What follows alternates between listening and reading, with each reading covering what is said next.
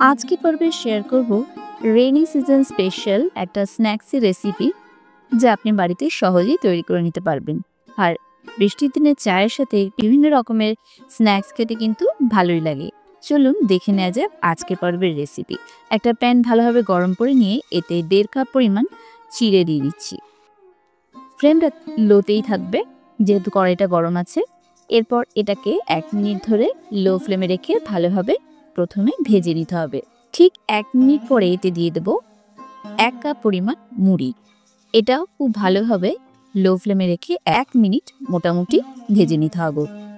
এরপর খুব ভালোভাবে ভেজে নেব যতক্ষণ না পর্যন্ত এটা ক্রিস্পি হয়ে যাচ্ছে। এই 2 মিনিট পর এতে 1.5 কাপ পরিমাণ বাদাম দিয়ে দিচ্ছি। বাদামটা হালকা ভাজা আছে, আরও একটু ভেজে নেব, জাস্ট ক্রিস্পি করে নিতে হবে। 1 মিনিট ধরে এটাকে আর একটু নাড়িয়ে নেব। এরপর দিয়ে দেবো 1 টিস্পুন পরিমাণ ঘি।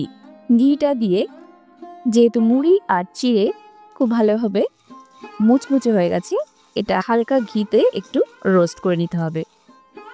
ঘিতে এটা 1 মিনিট রোস্ট করে নেওয়ার পরে 1/2 টিস্পুন পরিমাণ একটু সামান্য নুন দিতে হবে, এতে ফ্লেভারটা ভালো আসে। যেহেতু ঘি দেওয়া আছে, নুনটা খুব ভালোভাবে মিশেও যাবে।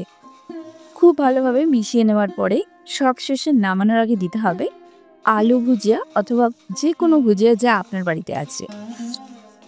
এটাও খুব ভালোভাবে মিশিয়ে নিতে হবে। এতে যেহেতু নুন দেওয়া আছে এই জন্য সামান্য নুন দিতে বললাম।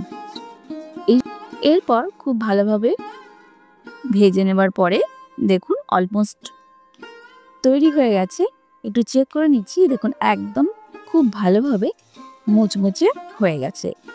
তো রেইনি সিজন স্পেশাল স্ন্যাক্স কিন্তু একদম রেডি। এবার ফ্লেমটা অফ করে দিয়ে খুব ভালোভাবে ঠান্ডা করে নিতে হবে।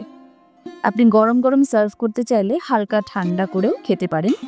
এরপর যদি এটাকে অনেক দিন পর্যন্ত স্টোর করে রাখতে চান তাহলে খুব ভালোভাবে ঠান্ডা করে নিয়ে যে কোনো এয়ারটাইট কন্টেনারে রেখে দিয়ে অনেক দিন পর্যন্ত আপনি স্টোর করে রাখতে পারবেন। যখনই বৃষ্টি পড়বে চায়ের সাথে সার্ভ করে নেওয়ার জন্য একদম রেডি। তো এইভাবে এয়ারটাইট কন্টেনারের মধ্যে যে কোনো এয়ারটাইট কন্টেনারে এইভাবে আপনি স্টোর করেও রাখতে পারবেন, দেখবেন অনেক দিন পর্যন্ত মুচমুচে থাকে। আমি এইভাবেই বাড়িতে তৈরি করে রেখে দিই, আর বৃষ্টি পড়লেই চায়ের সাথে একদম জমে যায় এই রেইনি সিজন স্পেশাল স্ন্যাক।